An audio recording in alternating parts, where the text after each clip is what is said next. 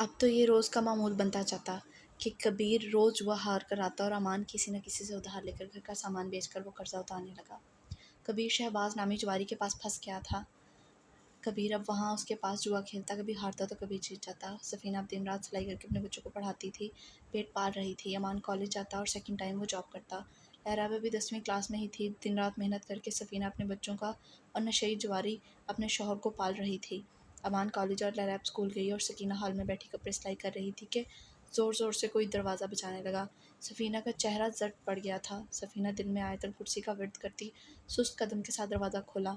दरवाज़ा खोलते ही सफ़ीना की चीख निकली थी। आंसू आंखों से लड़ियों की तरह बिखर रहे थे। सामने ही कबीर, जिसके जिस्म पर बहुत सारी चोटें और मार खा जैसे बहुत सारी चोटें और मार खा कर आया था। कबीर, क्या हुआ है आपको? सफ़ीना हिम्मत जमा करते बोली। बहुत हिम्मत करते सफ़ीना कबीर को पकड़ते अंदर लेकर आई थी। कबीर नशे में लड़खड़ाता अंदर आया। क्या हुआ कबीर, बताओ तो सही, मेरा दिल बैठा जा रहा है। सफ़ीना कबीर की हालत देखते हुए बोली। पीछे हो तुम। कबीर उखड़ा हुआ अंदाज में बोलकर सफ़ीना को धक्का देने लगा। कबीर फुल नशे में था। सफ़ीना किचन में जाती पानी ले आई और साथ में खाना लाकर कबीर के सामने रख दिया। कबीर ने खाना उठाकर नीचे फेंक दिया और सफ़ीना को बाजू से पकड़कर उसे झंझोड़ने लगा। मुझे 1 लाख की ज़रूरत है, मुझे अभी दो, मुझे अभी पैसे चाहिए, लोग मुझे मार देंगे वरना। सफ़ीना ने हैरत से और परेशानी से कबीर को देखा। कौन कौन मार देगा? सफ़ीना लड़खड़ाते लहजे में बोली। वो शहबाज के लोग, मुझे मुझे दो पैसे। अभी वो कुछ और कहता कि इतने में दरवाजे फिर ज़ोर ज़ोर से बजा था, ऐसे जैसे कोई दरवाज़ा तोड़ देगा। वो आ गए पैसे लेने, अगर मैंने ना दिए तो वो मार देंगे। वही कबीर, दरवाज़ा खोल वरना दरवाज़ा तोड़ देंगे और तेरा वो हाल करेंगे तो याद रखेगा। बाहर से चिंगाती आवाज़ से सफ़ीना भी डर कर कबीर को देखने लगी। खोल रहा है कि नहीं? बाहर से एक गोली चली। सफ़ीना डर के मारे भागकर कमरे में गई और अपना एक आखिरी सोने का सेट, जो कि उसकी माँ की निशानी थी, उठाकर ले आई और जाकर दरवाज़ा खोल दिया। बाहर के लोगों ने सफ़ीना को धक्का दिया और अंदर कबीर की तरफ बढ़े, जबकि सफ़ीना औंधे मुँह नीचे गिरी। अबे ओए बगैरत, तू हमारे 1 लाख खाकर यहाँ छुप कर बैठ गया है। ओए शीदे छोड़, पीछे से एक भारी आवाज़ ने शीदे को कबीर पर उठता हाथ रोक गया। कबीर तो शहबाज को सामने देख हैरान और परेशान हुआ था। शीदे ने सोफ़ा साफ किया और शहबाज को बैठने का इशारा किया। शहबाज भी एक टांग पर टांग रखे बैठ गया और मुंह में सुलगार लिए पीने लगा। साहब माफ़ कर दो। कबीर शहबाज के पैरों में घुस गया था। इतने में अमान भी घर में आ गया था और अपने बाप को किसी के पैरों में बैठा देख उसे गुस्सा आया था कि आए रोज़ इसके घर में तमाशा लगता था। अब सफ़ीना भी अपना दुपट्टा ठीक करती उठ गई। अमान सफ़ीना के पास जाकर खड़ा हो गया कि शहबाज की नज़र सफ़ीना पर गई थी और शहबाज की गलीज़ नज़रें वहीं की वहीं ठहर गई थी। सफ़ीना की खूबसूरती ने शहबाज को पहली नज़र में घायल कर दिया था। सफ़ीना अपने ऊपर शहबाज की नज़रें महसूस करके अमान का हाथ मजबूती से पकड़ गई थी। अमान बेटा, जाओ ये सोने का सेट देकर अपने बाप का कर्जा उतार दो। ये सेट देखते सफ़ीना की आंखों में बेतहाशा आंसू आए थे। वो बगैर सामने शहबाज की तरफ देखे अमान से कहने लगी। उसे शहबाज की नज़रों से खौफ आने लगा था। बेशक औरत अपने ऊपर पड़ने वाली हर नज़र को पहचान जाती है। अमान ने एक नफ़रत भरी नज़र अपने बाप पर डाली और सोने का सेट पकड़ता शहबाज की तरफ चला गया था। ये लें और चले जाएं हमारे घर से। अमान ने अपना लहजा नॉर्मल रखते हुए कहा, क्योंकि वो अभी जवान था और जवानी का खून तो जोश मारता है, लेकिन वो अभी भी इस कंडीशन में नहीं था कि वो अपना गुस्सा सामने खड़े लोगों को दिखा सके। शहबाज ने अपने एक आदमी को इशारा किया तो उसने वो सेट ले लिया। ठीक है बॉस। शहबाज अपने पैरों में बैठे कबीर को एक ठोकर मारकर उठाया। आंधा, तू पैसे के बगैर जुआ खेलने आया तो तेरा वो हश्र करूँगा कि तू याद रखेगा। फिर वो अपनी क्रॉफल चाल चलता हुआ दरवाजे तक गया और एक दफ़ा फिर मुड़कर सफ़ीना की जानिब देखा, जो अब अपने शौहर के पास जा रही थी। शहबाज एक शैतानी मुस्कुराहट उछालता चला गया। हाल सफ़ीर उस दिन लैरैब की हालत देखकर डर गया था, इसलिए उसने अपने कमरे में लैरैब के लिए कैमरे लगवा दिए थे ताकि उसकी हर हरकत पर नज़र रख सके। अभी वो हॉस्पिटल जाने के लिए रेडी हो रहा था और लैरैब सोई हुई थी। खटपट की आवाज़ से लैरैब की आँख खुल गई और उठते ही उसकी नज़र सफ़ीर पर पड़ी। लैरैब के चेहरे पर मुस्कुराहट आई थी। वो यकटक अपने एंजल को देखने लगी।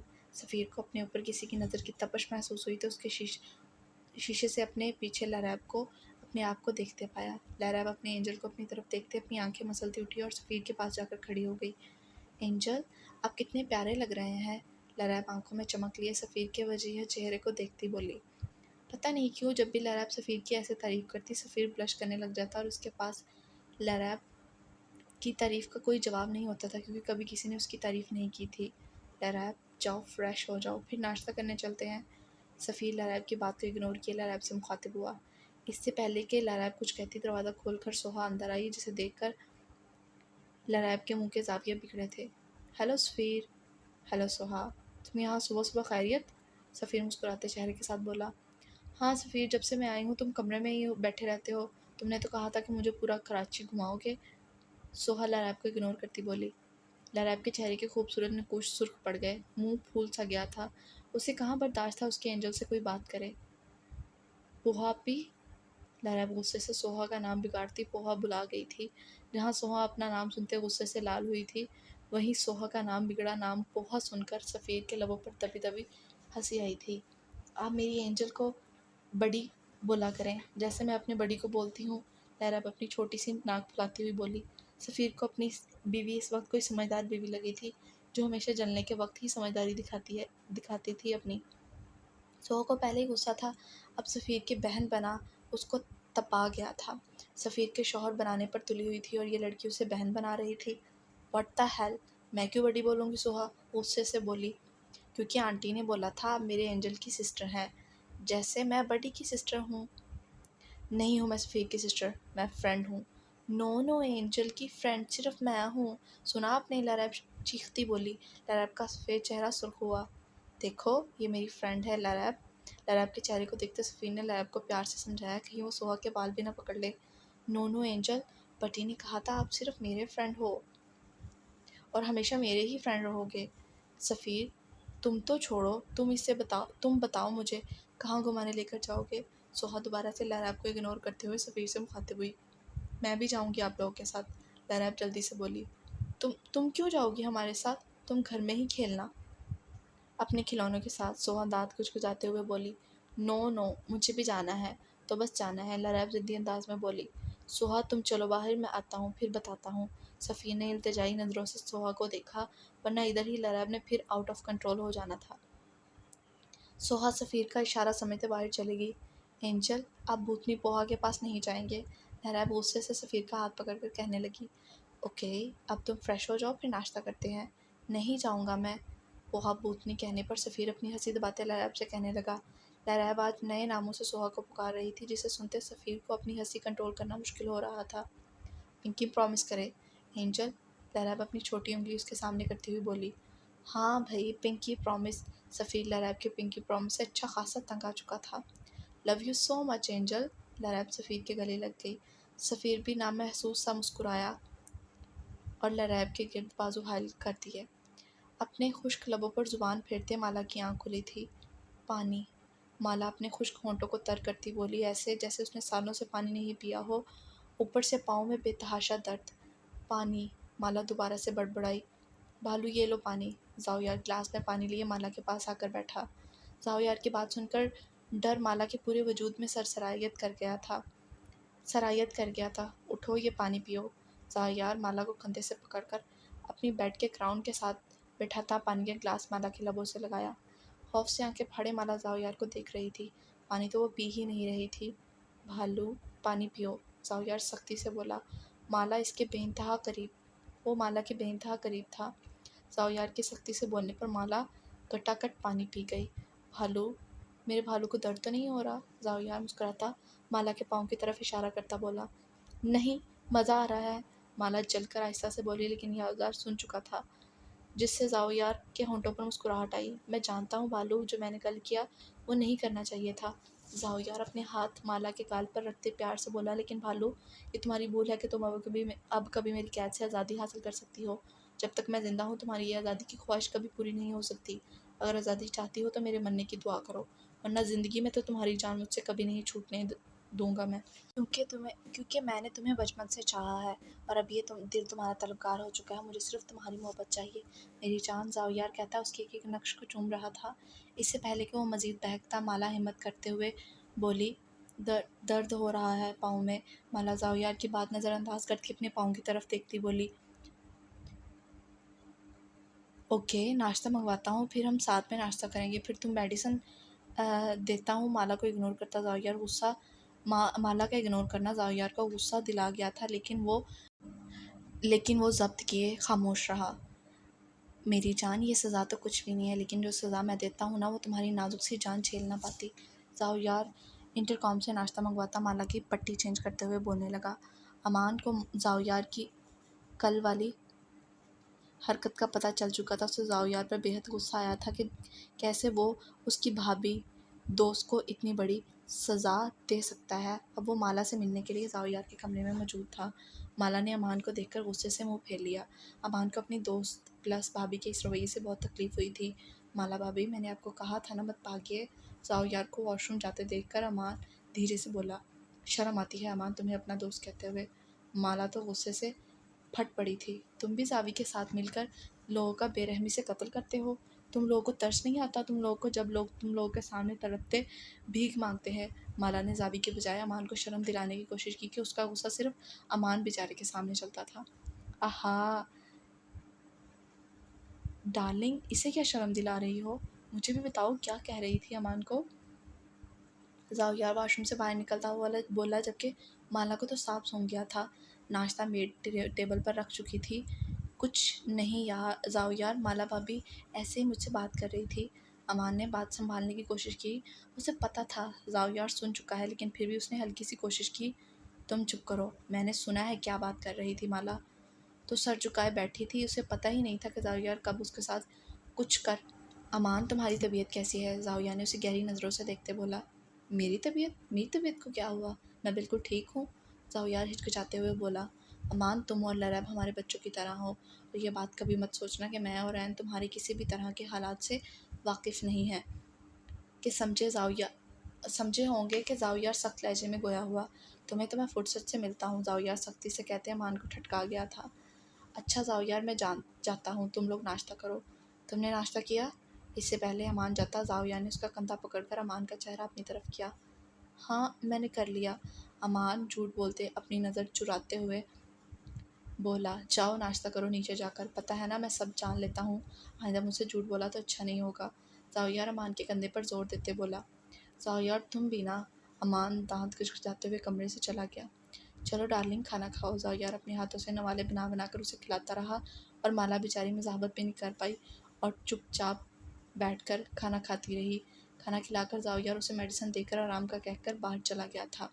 इधर इटली में कायान और ऐन अपनी मस्ती में गुम थे। ऐन को खबर मिली थी कि किंग कुछ दिन तक लड़कियां स्मगल कर रहा है, जिसे सुनते ही ऐन का गुस्सा बर्दाश्त से बाहर था। लेकिन वो अपने आन के साथ खुलकर टाइम गुजारना चाहती थी। वैसे भी उन्हें आए 1 हफ्ता होने को था। वो 2 दिन बाद उन्होंने वापस चले जाना था। अभी वो बैठी यही सोच रही थी कि वहाँ कायान कमरे में आ गया। एन एन को गहरी सोचों में बैठे देख कायान ने उसका कंधा हिलाया। जी जी क्या हुआ? एन एकदम से हड़बड़ाई। क्या हुआ एन, तुम डर क्यों गई हो और क्या सोच रही थी? कायान सोचे। कुछ नहीं, आप अपना बताएं क्या हुआ? एन अपने आप को नॉर्मल करती कहने लगी। कायान ने भी इस बात को लंबा ना खींचा और अपने मतलब की बात की। मेरी जान, मैं तुम्हारे लिए कुछ लेकर आया हूँ, ये पहन कर आओ। कायान ने एन एन के हाथों में बैग देते हुए कहा। ये क्या है आन? मेरी जान जल्दी से पहन कर आओ, खुद पता चल जाएगा। आन बताइए ना। एन फिर से बोली। जल्दी जाओ, हमारे पास टाइम नहीं है। एन कायान सख्ती से बोला। एन अजीब मुंह के डिज़ाइन बनाती हाँ में सर हिलाती बैग पकड़कर चेंजिंग रूम में चली गई। एन ने जब बैग से ड्रेस निकाल कर देखा, गाल शर्म से लाल हो गए थे, चेहरा ब्लश करने लगा था। बैग में लाल रंग की स्लीवलेस गहरे गले वाली लाल रंग की लॉन्ग मैक्सी थी, जिसके गले पर और पूरी मैक्सी पर मोतियों का काम था, और बेहद प्यारी मैक्सी थी वो। एन कायान के हुक्म के मुताबिक जल्दी से वो मैक्सी पहनकर बाहर आई तो सामने ही कायान खड़ा उसका इंतज़ार कर रहा था। अपनी पसंद का ड्रेस अपनी बीवी को पहने देखकर एक पल को तो कायान साकत रह गया था। एन को कायान की नज़रें अपने ऊपर महसूस हो रही थी। आन क्या हुआ? कायान के मायनी खेज नज़रों से देखने पर एन का लहजा लड़खड़ाया। फितरी शर्म ने आ घेरा था उसे। क्यों देख रहे हैं ऐसे आप मुझे आन? मैं देख रहा हूँ मेरी ऐन कितनी प्यारी लग रही है, ऐसे जैसे खिलता हुआ गुलाब। कायान ऐन की कमर में हाथ डालता उसे अपने करीब कर गया। गहरे गले से ऐन की रानाइयाँ देखते हुए उसके गले पर झुकता उसकी शारक पर होंठ रख गया था कि ऐन शर्म से लाल हो गई थी। आन, हमें कहीं जाना है ना? ऐन अपनी फूलती सांसों के दरमियान कायान को पीछे करते हुए बोली। मेरा तो दिल कर रहा है सारी प्लानिंग कैंसिल कर दूँ और ये जो 2 दिन बचे हैं ना तुम्हारी संग गुजार दूँ। कायान ऐन की गर्दन में मुँह छुपाते हुए बोला। नहीं नहीं चलिए ना, मुझे भूख भी लगी है। लेकिन हम जा कहाँ रहे हैं? एन कायान को पीछे करती बोली, जो कि मुश्किल से ही पीछे हुआ था। कायान ने टेबल पर पड़ी पट्टी उठाकर एन की आंखों पर बांधी। आन क्या कर रहे हैं आप? पट्टी क्यों बांध रहे हैं? बेबी चलो यहाँ से, वहाँ चले जाना चुपचाप करके जहाँ मैं ले जाऊँ। कायान एन के कानों की लो को दबाते हुए बोला। कायान ने उसे गाड़ी में बिठाया। पट्टी अभी भी उसकी आंखों पर बंधी हुई थी। गाड़ी कुछ देर बाद जाकर एक क्रूयस के सामने जाकर रुकी। कायान ने एन का हाथ पकड़कर उसे अपने साथ गाड़ी से निकाला और क्रूयस शिप के अंदर चला गया। आन अब खोल दें प्लीज़, एन एक्साइटेड सी बोली। कायान ने एन की आंखों से पट्टी उतारी। एन की आंखों के आगे अंधेरा छाने लगा था। आयन ने आंखें खोलने की कोशिश की और जैसे ही खोली वो सामने का मंजर उसे नजर आया। एन की आंखें फटी की फटी रह गई। उसने बेयकीन नज़रों से कायान को देखा। ये सब, चुप कर जाओ मेरी जान। कायान एन का हाथ पकड़े उसे अपने साथ अंदर ले गया। एन की धड़कनें तेज़ होती जा रही थी। एकदम कायान ने एन को अपनी गोद में उठाया। एन ने भी उसकी गर्दन में हाथ डालकर कहीं वो गिर ही न जाए। अंदर जाकर कायान ने एन को नीचे उतारा। एन ने सामने देखा जहाँ बड़ा सा हैप्पी बर्थडे माई लव लिखा हुआ था। Oh my God! एन ने शॉक्ड होकर अपने मुंह पर हाथ रखा। उसे तो अपना बर्थडे याद ही नहीं था। सामने बड़ा सा टेबल पूरा फूलों से सजा हुआ था। दरमियान में बड़ा सा केक पड़ा था। हर तरफ फूल ही फूल थे। एन को इन फूलों पर चलकर ऐसा महसूस हो रहा था जैसे वो किसी रूई पर चल रही हो। कायान ने मुस्कुराते उसका हाथ पकड़ा और टेबल तक ले आया। हैप्पी बर्थडे मेरी जान, माई लव। कायान ने एन के माथे पर बोसा दिया और कुर्सी पर बिठा दिया। एन की आंखें नम हुई थी इतने प्यार पर। एन ने केक काटा और अपने हाथ से कायान को खिलाया। कायान ने खाना ऑर्डर किया जिसमें इटालियन पास्ता, चिकन, वो भी इटली के मशहूर खाने थे। उफ़ आन, इतना सब कुछ, आप कितने अच्छे हैं ना। एन इस टाइम खुश होकर कायान को अपनी पुराने वाली एन ही लगी थी। जिस तरह एन बचपन में उसको उसको पसंद की चीज़ें ला कर देता तो वो ऐसे ही खुश हो जाती। खाना खाने के बाद एन और कायान ने हल्की म्यूज़िक पर डांस किया। डांस करते हुए तो एन खुश हो रही थी। क्यूरियस का एक पार्ट कायान ने बुक करवा लिया था जो सिर्फ़ और सिर्फ एन और कायान था, जहाँ पे सिर्फ़ और सिर्फ एन और कायान थे। डांस के बाद क्याम कायान ने एन को पूरा क्यूरस घुमाया और एन इतनी खुश थी कि जैसे उसको कोई ख़जाना मिल गया हो। आन आप हमेशा ऐसे ही प्यार करेंगे ना? किसी खौफ के तहत एन ने कायान से पूछा। एन मैंने तुम्हें बहुत मुश्किलों से हासिल किया है और अब मेरी मोहब्बत कम होने की बजाय तुम्हारे लिए बढ़ती ही जा रही है।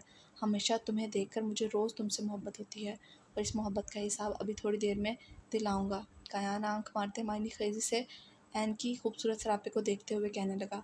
मतलब? एन ने बुखला कर पूछा। मतलब अभी बताता हूँ। कायान एन को उठाता है कमरे में चला गया, जो कि पूरे का पूरा सजा हुआ था, जैसे शादी की पहली रात सजा हुआ था। आन ये क्या? जी मेरी जान, ये सब वो। एन बेड पर लटाते एन को बेड पर लटाते अपना कोर उतारते दूर उछाल गया था वो। आन देखिए मैं थक गई हूँ ना। इससे पहले कि एन बेड की दूसरी तरफ से उतरती, कायान ने उसे अपने शिकंजे में ले लिया। ना ना माय लव, ऐसे नहीं।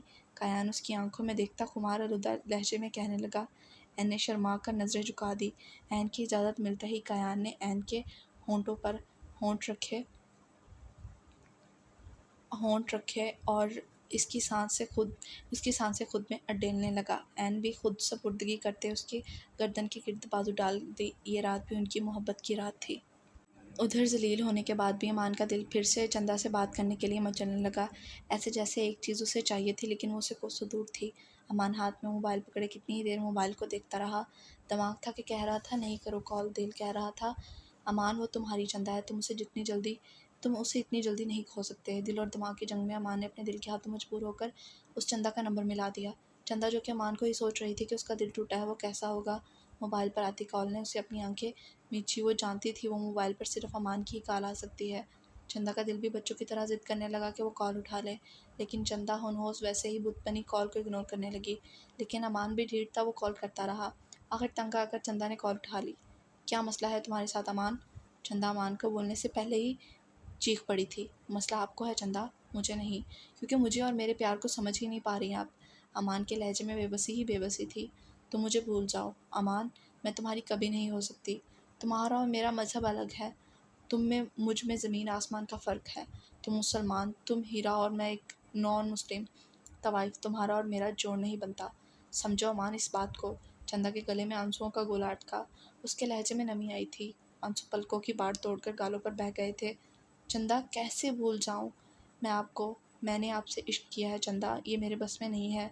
मेरे अल्लाह ने मेरे दिल में आपके लिए मोहब्बत डाली है, जिससे मैं चाह कर भी इनकारी नहीं हूँ। बेशक मेरे अल्लाह का फरमान है, मुसलमान हिंदुओं का कोई जोड़ नहीं है, लेकिन इस दिल का क्या करूँ जो तुम्हारे लिए तड़प रहा है, तरस रहा है। मैंने लाख कोशिशें करने के बाद भी अपने दिलो दिमाग से नहीं निकाल रहा आपको। मुझे तो ऐसे लगता है जैसे आप मेरी रूह में समा गई हो। मेरी रूह में आपका नक्श बन गया है, जैसे मैं मिटा नहीं पा रहा।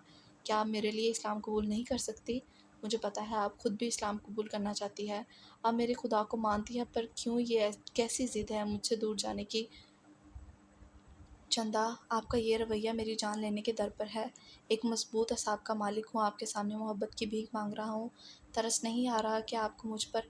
याद रखिए चंदा, आज आप मुझसे दूर जाने की कोशिश में हैं, वैसे ही ऐसा वक्त आएगा जब मैं आपको मुयस्सर नहीं करूँगा। आप तड़पेंगी, रोएंगी, आपका अमान मर चुका होगा। अमान के दूर होने की बात पर चंदा की हिचकी बंधी थी, जिसे सुनते अमान ने ज़ब्त से लब मींचे थे। वो जानता था चंदा के दिल में भी उसके लिए मोहब्बत है, लेकिन चंदा लोगों की वजह से डर रही है। जो उसके साथ माजी में हो चुका है उससे डर रही है, लेकिन अमान भी उसे समझा समझा कर थक चुका था। याद आते हैं, उफ, गुनाह क्या क्या मोहसिन। एक मोहब्बत कर ली, दूसरा आपसे कर ली। तो तुम दूर हो जाओ अमान मुझसे, ये मेरा आखिरी फ़ैसला है, जो कि बदल नहीं सकता। चंदा अपने आंसू साफ करते मजबूत लहजे में बोली, क्या कमी थी मेरे प्यार में? कमी तुम में नहीं, कमी मुझ में है। मैं आपकी सारी कमियों समेत आपको कबूल करने को तैयार हूँ, अमान मजबूत लहजे में बोला। लेकिन मुझे तुम कबूल नहीं हो अमान, चंदा चीखी थी। क्यों? वजह बताइए, अमान धाड़ा था। क्योंकि मैं तुम्हारी वजह से कभी अपना मज़हब तब्दील नहीं करूँगी। चंदा प्लीज़, मैं चाहता तो आपको उठाकर अपने पास ले आता, लेकिन मैं चाहता हूँ कि आप खुद मेरे पास आएँ, इस्लाम कबूल करें। वो दिन कभी नहीं आएगा, और आइंदा मुझसे बात मत करना, भाड़ में जाओ।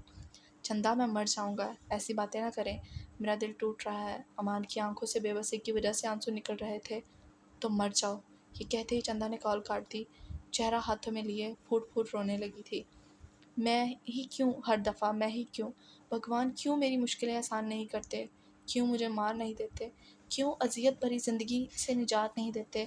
चंदा तो अपनी इज़्ज़त लूट जाने की वजह से इतना नहीं रोई थी, जितना उस इंसान के लिए रो रही थी जिसने 3 महीने में ही चुपके से उसके दिल में और रूह में जगह बना ली थी।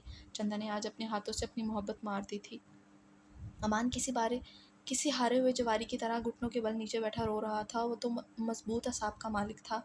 वो एक गैंगस्टर जिसके सामने मौत के को भी डर लगता है, आज वो इतना बेबस था कि अपनी मोहब्बत को पाने के लिए रो रहा था। साओ यार, जो कि अमान की क्लास लेने के लिए उसके पास आ रहा था, उसे रोता देख अपने लब मेज कर अमान के साथ बैठकर उसे अपने गले लगा लिया। अमान मेरा बच्चा, क्या हुआ है? ज़ाओयार और रैन ने हमेशा लरैब और अमान को अपना दोस्त, अपना बच्चा, अपना भाई समझ कर ही रखा था। ज़ाओयार को अमान को कंधे से पकड़कर उसका चेहरा अपने सामने करता उसके आंसू से तर चेहरा देखते हुए बोला, लेकिन अमान तो बस रोई ही जा रहा था। कुछ बताओ, क्या हुआ है? ज़ाओयार को गुस्सा आया था, उसने भी अमान को कभी ऐसे रोता नहीं देखा था। ज़ाओयार, तुम्हारा भाई हार गया। ज़ाओयार, मैं हार गया हूँ?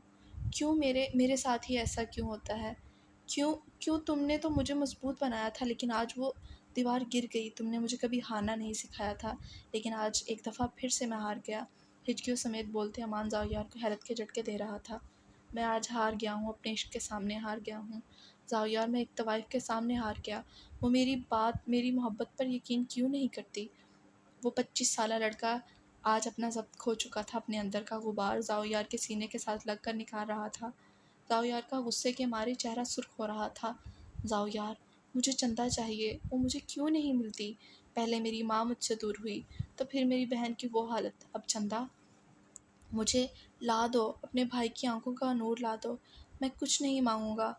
वो हंसता मुस्कुराता लड़का आज अपने मोहब्बत के हाथों जलील होकर दाढ़े मार मार कर सामने बैठे ज़ाओयार से अपने प्यार की भीख मांग रहा था, जो शायद उसके नसीब में थी ही नहीं। उससे कहना मेरी सज़ा भी कुछ क- उससे कहना मेरी सज़ा में कुछ कमी कर दे। आदि मुजरिम नहीं हूँ, गलती से इश्क हुआ है। अमान चुपचाप, एकदम चुपचाप। चंदा, उस तवाइफ को तुम्हारे कदमों में लाकर फेंकूंगा। ज़ाओयार अमान को उठाता बेड पर फेंकता हुआ बोला। नहीं जाओ यार, तुम इसे कुछ नहीं कहोगे क्योंकि वो मेरा इश्क है। ज़िद नहीं, अगर ज़िद होती तो उस वक्त मेरे रूम में और मेरी बाहों में होती। तुम उसे कुछ नहीं कहोगे, वो मेरे कदमों में बैठने के लिए नहीं, मेरी धड़कनों पर राज करने के लिए बनी है। लेकिन अमान, मैं तुम्हें और दर्द में नहीं देख सकता। अगर एन को पता चला तुम्हारी वजह से, उसकी वजह से तुम्हारी आंखों में आंसू है, तो वो चंदा का कत्ल कर देगी। तुम एन को ना बताना जावी। चंदा को अगर ये एक खरोच भी आई तो मैं मर जाऊंगा। जाओ यार, अपना गुस्सा जब्त करता। हाँ, मैं सर हिला गया। जाओ यार चाहता तो चंदा को उठाकर अमान के कदमों में फेंक फेंक देता, लेकिन अमान का इश्क तो पाक था। उसकी चंदा की जगह अमान के कदमों में नहीं, उसके दिल में थी। जाओ यार अपने इश्क को अपने कदमों में नहीं, सर आंखों पर बिठाना चाहता था।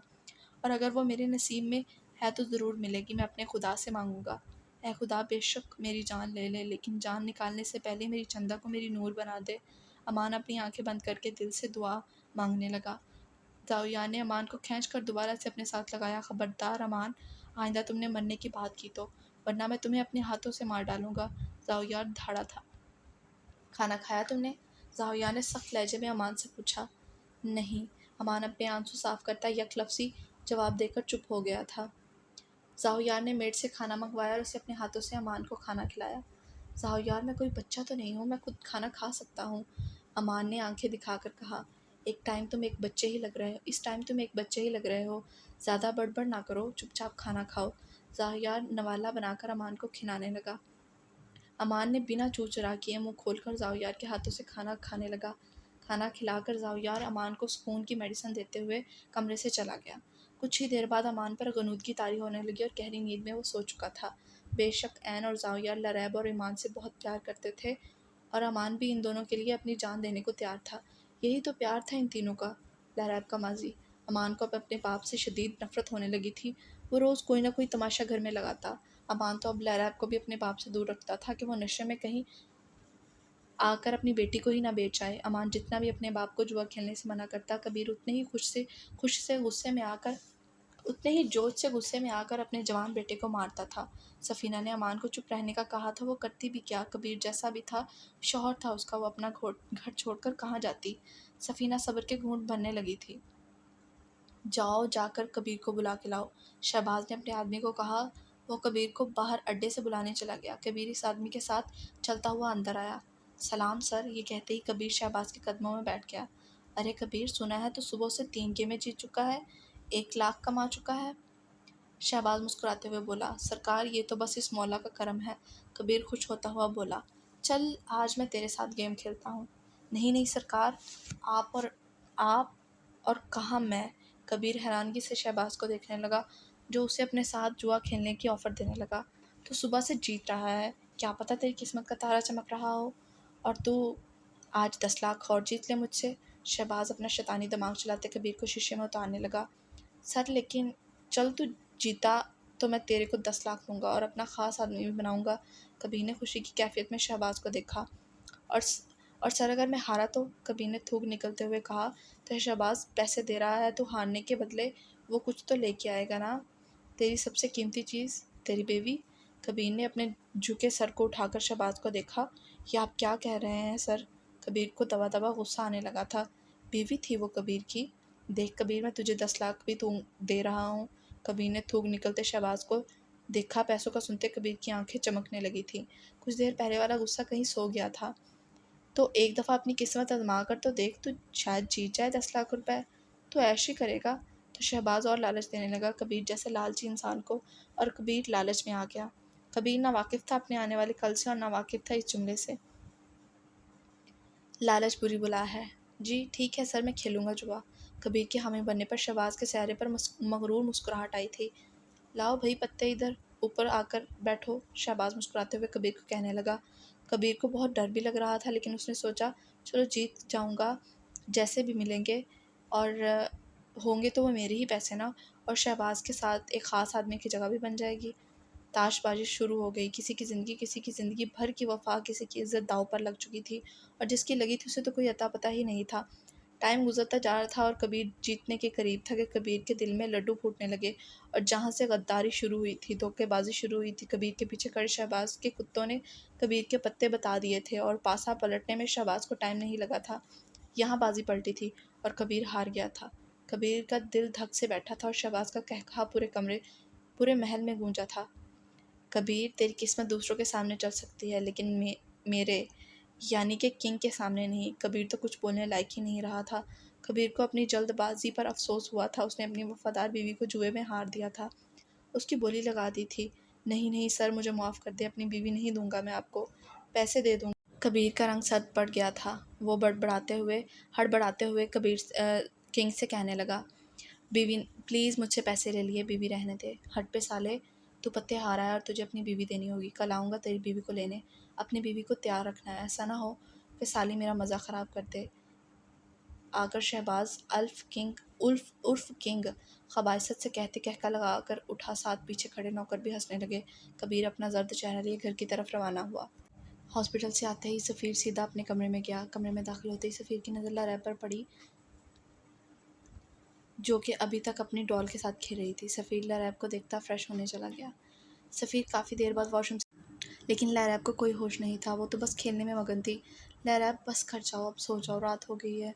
सफ़ीर नर्म लहजे में बोला। नहीं नहीं एंजल, मुझे और खेलना है। लैरैब ज़िद्दी अंदाज में बोली। सुबह खेल लेना, मैं थक गया हूँ, मुझे सोना है। तो आप सो जाओ ना, आपको तो नहीं खेलने का कह रही। लैरैब मुँह के डिज़ाइन बनाते सफ़ीर से कहने लगी। खाना खाया तुमने?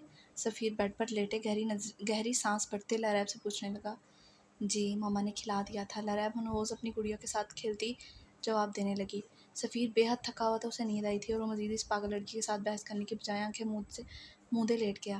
लेकिन थोड़ी देर बाद प्यास की शिद्दत की वजह से जब आँख खुली तो अपनी दूसरी साइड खाली देखकर नज़रें ज़मीन पर गई और सफ़ीर की हंसी छूटी। लरैब अपनी गुड़िया को अपने सीने से लगाए मुँह खोले ज़मीन पर ही सो गई थी। पागल लड़की, बेड पर आकर सो जाती। सफ़ीर मुस्कुराते बेड से उठा और अपनी छोटी सी बीवी को अपनी बाहों में उठाकर बेड पर लेटाया था। उसके ऊपर कंफर्ट दुरुस्त करने लगा। सफ़ीर भी एक साइड पर जाकर लेट गया, लेकिन चेहरा अपनी लरैब की तरफ करता उसे फुर्सत से देखने लगा था। कितनी ही देर सफ़ीर उसे देखता रहा। दिल ने अचानक से छोटी सी गुस्ताखी करने पर मजबूर किया। सफ़ीर ने अपने लब बेख्तियार लरैब के लबों पर रखे। बेख्तियार होते ही सफ़ीर ने लरैब की बलाई लब को अपने लबों में कैद किया था। लरैब नींद में थोड़ा सा खसमसाई थी। लरैब को खसमसाते देख सफ़ीर लरैब के लबों पर शिद्दत से झुका था। इससे पहले कि लरैब अपनी आंखें खोलती, सफ़ीर ने उसके लबों को आज़ादी बख्शी थी। ख्वाब में खूबसूरत सा एहसास महसूस होती ही लरैब ने आंखें खोलकर अपने एंजल को देखा, जो उसे ही देख रहा था। एंजल, डोंट डिस्टर्ब मी, लरैब नींद में ही कहते मज़ीद सफ़ीर के गिर्द अपने बाजू हायल करते उसकी गर्दन में मुँह छुपाने लगी। सफ़ीर का दिल कानों में धड़कने लगा। लरैब खुद तो सो गई, लेकिन सफ़ीर की नींदें हराम कर गई। Oh my God! लरैब, उसका नरम गुलजार जिस्म अपने साथ लगते सफ़ीर के दिल में गुदगुदी सी हुई। अपने जज्बात पर कंट्रोल करते सफ़ीर लरैब की कमर के गिर्द बाजू हायल करने सोने की कोशिश करने लगा। माला से तो सही से चला भी नहीं जा रहा था। उसे वॉशरूम जाना था, लेकिन कोई कमरे में ही नहीं था। अगर ज़ावियार कमरे में होता भी तो वो उसे कभी ना कहती। अभी वो सोच ही रही थी कि ज़ावियार रूम में दाखिल हुआ। ज़ावियार की नज़रें माला पर पड़ी, जो अपनी उंगली मरोड़ रही थी और लब कुचल रही थी। क्या हुआ बेबी? ज़ावियार माला के करीब जाता सरगोशी के अंदाज में बोला। माला दबक कर पीछे हुई। मैं तुम्हारे मुंह नहीं लगना चाहती ज़ावी, माला हिम्मत करती बोली। ज़ावियार ने हैरत से माला को देखा, जिसकी ज़ुबान कुछ ज़्यादा ही चलने लगी थी। मेरा बेबी, तुम्हारा दिमाग दुरुस्त है ना कि मैं ठिकाने लगाऊं? ज़ावियार अब रोज काते एक एक लफ्ज़ चबा चबा कर कहने लगा। पीछे हटो, मुझे वॉशरूम जाना है। ऐसे कैसे? अभी मुझे तुम्हारा दिमाग तो दुरुस्त करना है ना। ज़ावियार माला के चेहरे पर आई लटों को पीछे करता बोला। ज़ावी, इससे आगे माला कुछ कहती, ज़ावियार शिद्दत से माला के लबों पर झुका। माला की सांसें छीनते ज़ावियार ने उसके लबों को आज़ादी बख्शते अपने लबों लब उसकी गर्दन पर रखे। माला ने बेबसी से नज़र दो जिसामत वजूद पर डाली, जो अपने वजूद का पूरा पूरा बोझ माला पर डालते झुककर कभी अपने लब गर्दन पर रखता तो कभी माला के चेहरे को शिद्दत से चूम रहा था। ज़ावी, हटो मुझ पर से, माला मज़ाहमत करते हुए बोली। मेरी जान, अभी बीवियों की तरह इजहार मोहब्बत करो मुझसे। मुझे बताओ, तुम मुझे कितना चाहती हो? माला की बातों को नज़रअंदाज करते माला के कमर के गिर्द अपना हसार मजबूत करते ज़ावियार संजीदा लहजे में बोला। माला ने शौक की सी नज़र से इस अपने साइको शौहर को देखा। मैं तुमसे नफ़रत करती हूँ ज़ावी, तुम कातिल हो, तुम लोगों को बेरहमी से मारते हो, तुम गैंगस्टर हो, मैं तुमसे कभी मोहब्बत नहीं करूँगी, समझे तुम? माला भूखी शेरनी की तरह गुर्राने लगी। ज़ावियार के लबों पर मुस्कुराहट रेंगी थी। माला की जान तब लबों पर आई जब ज़ाओयार अपनी पैंट की पॉकेट से अपना चाकू निकालता, अपनी कलाई पर रखता, दबाव डालता, अपना हाथ लहूलुहान कर गया। ज़ावी हटाओ प्लीज़, माला ने बेयकीनी नज़रों से तड़पते अपने धड़कते दिल पर हाथ रखते बोला। ज़ाओयार के लबों पर मुस्कुराहट टिंगी। मुझसे मोहब्बत करती हो या नहीं? ज़ाओयार मज़ीद अपनी कलाई पर चाकू का दबाव बढ़ाते बोला। खून की बूंदें ज़मीन पर बहने लगी। माला नफ़ी में सर हिलाते ज़ाओयार के करीब जाने लगी। ज़ाओयार नफ़ी में सर हिलाया। मोहब्बत करती हो मुझसे या नहीं? ज़ाओयार डीटो की तरह मुस्कुराते बोला। हाँ हाँ हाँ, करती हूँ मोहब्बत। चाकू गिराओ, माला रोते हुए चीखने लगी। माला के चिल्लाकर कहने पर ज़ाओयार ने चाकू ज़मीन पर फेंका। माला आगे बढ़कर एक ज़ोरदार थप्पड़ ज़ाओयार के चेहरे पर सीध करते उसके गले लगकर रोने लगी। पागल, जंगली, बेवकूफ़ इंसान! इसके आगे माला कुछ कहती, ज़ाओयार ने अपने सुलगते रब माला के लबों पर रखकर इसके अल्फाजों का गला घोंट दिया। कमरे में मायनी ख़ेज़ खामोशी छा गई। माला का दिल ढोलकी की मानद धड़क रहा था। ज़ाओयार ने सख्ती से माला को खुद में खींच लिया। माला अपनी बिगड़ती सांसें तरतीब करती जल्दी से ज़ाओयार से दूर होती बेड पर जाकर बैठी, पाँव में दर्द की टीसें उठने लगी थी। दूर रहो मुझसे, वहशी इंसान! मेरी जान मान क्यों नहीं लेती? तुम्हें भी मुझसे मोहब्बत है, तुम भी मेरी कुर्बत में रातें गुजारना चाहती हो, फिर ये ड्रामा कैसा? शौहर हूँ मैं तुम्हारा, जवान भी हूँ अच्छा खासा और ख़ूबसूरत भी हूँ, समझती क्यों नहीं? तुम्हारी कुर्बत के लिए तरसता हूँ। तुम मेरी कमज़ोरी हो, मुझे अपने आप से मत दूर करो और मुझसे छुटकारा पाने की कोशिश मत करो, वरना इतनी ही शिद्दत से तुम्हारे वजूद में समाऊंगा। ज़ाओयार बेबाकी से कहता माला को आंख मार गया। बेशर्म इंसान, शर्म तो तुम्हें छू कर भी नहीं गुजरी। कभी तुम्हारी नहीं होंगी मैं, तुम कातिल हो और मैं कभी एक कातिल की बीवी बनना तो तसव्वुर भी नहीं कर सकती। माला अपने नाव की नथनी फैलाए गुर्राई। अब तो बन गया हूँ ना शौहर, बेबी, अब तुम रो तड़पो सिसको, तुम्हारा पूर्ण पर मेरा हक है, मैं हक रखता हूँ तुम पर। ज़ाओयार माला के सरापे को नज़रों के हिसार में लिए देखते हुए बोला। रस्सी जल गई मगर बल नहीं गया। ज़ाओयार गहरी सांस फिजा में खारिज करता बड़बड़ाया। छोड़ो मेरा रास्ता, मुझे वॉशरूम जाना है। तो आओ, मैं छोड़ देता हूँ। ज़ाओयार माला को सहारा देने के लिए आगे बढ़ा था कि माला पीछे हुई। मैं खुद चली जाऊंगी, मेरी परवाह करने की ज़रूरत नहीं। उसका ज़िद्दी अंदाज देखते ज़ाओयार के लबों पर मुस्कुराहट आई थी। ठीक है, चली जाओ खुद ही, ज़ाओयार कहते एक साइड पर खड़ा हो गया। उसे पता था मैडम से चला तो नहीं जाएगा, बस नखरे दिखाती है। माला ज़ाओयार को देखती मुश्किल से खड़ी हुई थी। मगर उठते ही चोट की वजह से माला ज़मीन बोस हुई थी। ओहो बेबी, गिर गया, ज़ाओयार मजाक उड़ाने वाले अंदाज में कहता पंजों के बल उसके सामने बैठा। माला का गुस्से से चेहरा सुर्ख हुआ था। एक तो उसकी वजह से पाँव जख्मी थे और फिर उसका वो वहाँ खड़ा उसका मजाक उड़ा रहा था। माला खुद में हिम्मत जमा करती दोबारा से उठने की कोशिश करने लगी कि गिरने उसे गिरता देख ज़ाओयार ने उसे दोबारा से थामा। खबरदार, मुझे हाथ लगाया ज़ावी तुमने, माला अपने नाक के नथने फुलाए हुए गुस्से से कहती। तुम्हारी खबरदार की ऐसी की तैसी। ये कहते ही ज़ाओयार माला के कमरे में हाथ डालकर उसे अपनी गोद में उठा चुका था और वॉशरूम छोड़ आया। मैं बाहर खड़ा हूँ, जल्दी से वॉशरूम आओ, ज़ाओयार ज़रा सख्ती से अपनी ढीठ बीवी को बोला। आया बड़ा खैर ख्वाह।